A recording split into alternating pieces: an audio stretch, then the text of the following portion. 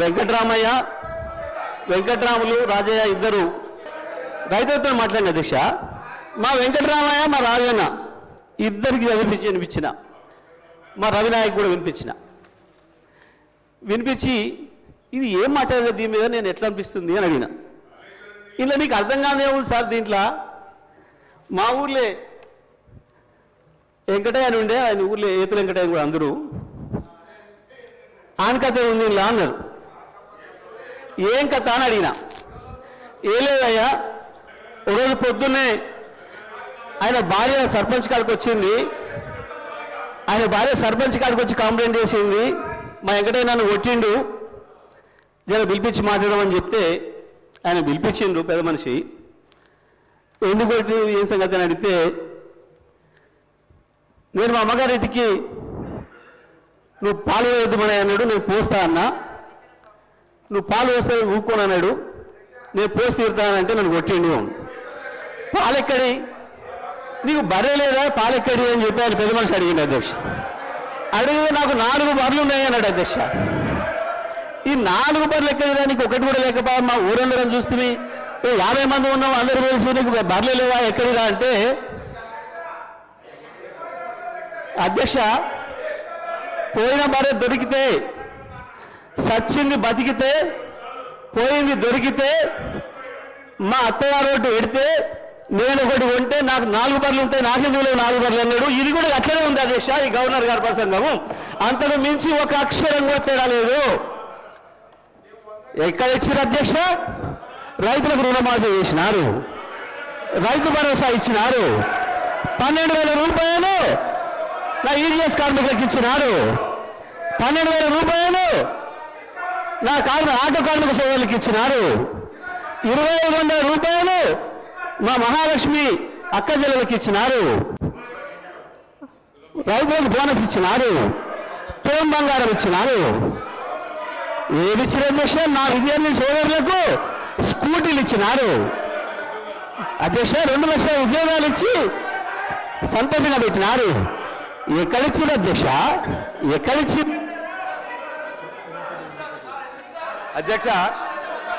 అధ్యక్ష పచ్చ కామర్ల వారికి దేశమంతా పచ్చగా అన్నట్టు ఎన్ని సంక్షేమ కార్యక్రమాలు అమలవుతుంటే గవర్నర్ గారి ప్రసంగంలో అన్ని అచ్చు గుద్దినట్టు చెబితే వాళ్ళకి అర్థం కాకపోతే ఎట్లా అధ్యక్ష? ఆ స్కూల్లో చదువుతూ అట్టే ఉంటుంది అధ్యక్ష. ఈ రోజు ఆ స్కూల్లో చదువుకుంటే అట్టే ఉంటుంది అధ్యక్ష అంటున్నా. ఈ రోజు 21,000 కోట్ల రూపాయలు రైతులు రుణమాఫీ చేస్తే వాళ్ళ కళ్ళ కనిపించకపోతే ఎట్లా అధ్యక్ష? ఈ రోజు ఆడ తల్లులు 149 కోట్ల ప్రయాణం చేస్తే వాళ్ళకి కనిపించకపోతే ఎట్లా అధ్యక్ష?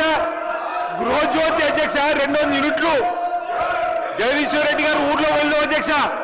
పల్లెటూర్లలో 95% గృహజ్యోతి అమలవుతుంది అధ్యక్ష. 200 యూనిట్లు మహాలక్ష్మి స్కీము 21,000 కోట్ల అధ్యక్ష. మొన్న మా బట్టి విక్రమార్క గారు అంతర్జాతీయ మహిళా దినోత్సవం చెప్పిండు. ఎన్ని కార్యక్రమాలు అమలవుతుంటే ఏదో 4 బర్రెల కథ చెప్పుకుంటూ పోతే ఇంకా మేమే ఉన్నామని చెప్పనుకుంటే ఎట్లా అధ్యక్ష?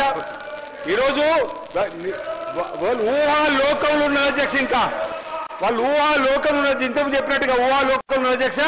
ఈ రోజు ఈ 15 మాసాల్లో ఈ ప్రభుత్వం అనేక చక్కటి సంక్షేమ కార్యక్రమాలను అమలు చేస్తున్నాం, ముందుకు పోతున్నాం. అదే గవర్నర్ గారి ప్రసంగంలో ఉంది అధ్యక్ష. గవర్నర్ గారికి గౌరవీయం చెప్పని కోరుతున్నాం అధ్యక్ష. ఈ సందర్భంగా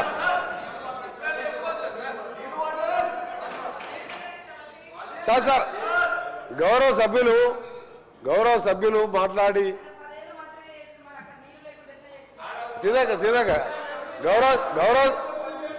గౌరవ సభ్యులు వారు 2013 ఎన్నికల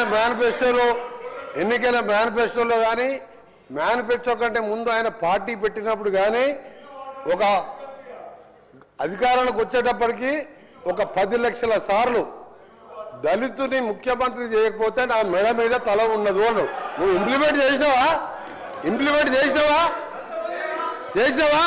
ఆఖరి దళితుడికి 3 ఎకరాల భూమి ఇస్తా, బోరేస్తా, మోటార్ ఇస్తా, 1.5 ఎకరం ఉంటే 1.5 యాడ్ చేస్తా, ఆయన ధనవంతుని చేస్తాను.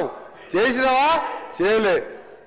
మూడవది, ఒక దళితుడు ప్రతిపక్ష నాయకుడు ఉంటే సంతలో పశువుల్లాగా ఎమ్మెల్యేలు కొనుక్కొని ప్రతిపక్ష హోదా లేకుండా చేసి దళిత వ్యతిరేకత నిరూపించుకున్నావు. ఇకపోతే అధ్యక్ష ఇంటికో ఉద్యోగం, డబుల్ బెడ్రూమ్, నీ బిడ్డ అల్లుడు తేడమనుకుంటారు. నీ చెప్పబట్టవా? 1,00,000 అబద్ధాలు ఆడి 2 సార్లు అధికారంలోకి వచ్చిన మీరు మా మేము చేసిన కార్యక్రమాలు 1,00,000 కోట్ల మంది ఇవాళ ఆర్టీసీలో ఉచితంగా మహిళలు ప్రయాణం చేస్తున్నారు. చూస్తలేవా? 50 లక్షల కుటుంబాలకు 200 యూనిట్ల వరకు ఉచితంగా ఈ రోజు కరెంట్ ఇస్తున్న మాట వాస్తవం కాదు. ఒక ఇంటికి 600-700 అంటే సంవత్సరానికి 7,000 రూపాయలు ఇలా మిగులుస్తున్నాం. ఇంకా చేసే కార్యక్రమాలు ఉన్నాయి.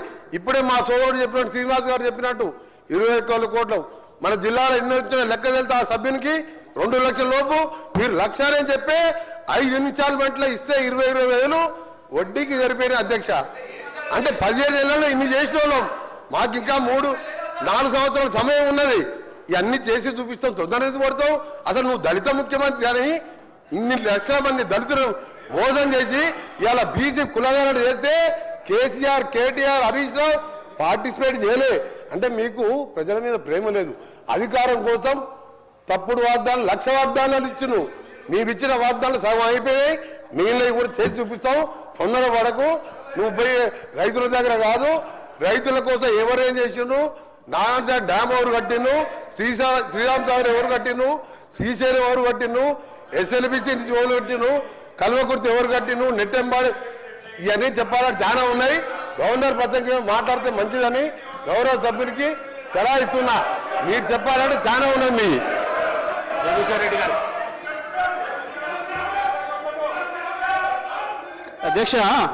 అధ్యక్ష తలసాని శ్రీనివాస్. అధ్యక్ష, మీ ద్వారా లెజిస్లేటివ్ అఫైర్స్ మినిస్టర్ గారు, డిప్యూటీ సీఎం గారిని రిక్వెస్ట్ చేస్తున్నా అధ్యక్ష. అంటే సభ సాంప్రదాయాల ప్రకారం నడవాలా? ఇప్పుడు మీ సభ్యులు మాట్లాడి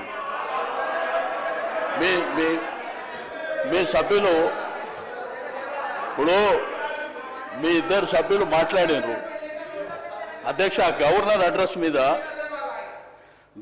గారి అడ్రస్ మీద ఈరోజు సెషన్ అంతా నడవాలి అని మీరు అవకాశం ఇచ్చారు అధ్యక్ష.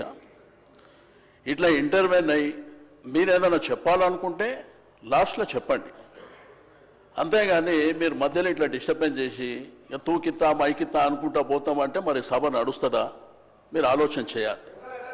ఎందుకంటే ఈరోజు సభా మర్యాదలని అధికార పక్షమే కాపాడలేకపోతే ఇంకెవరు కాపాడుతారు అధ్యక్ష?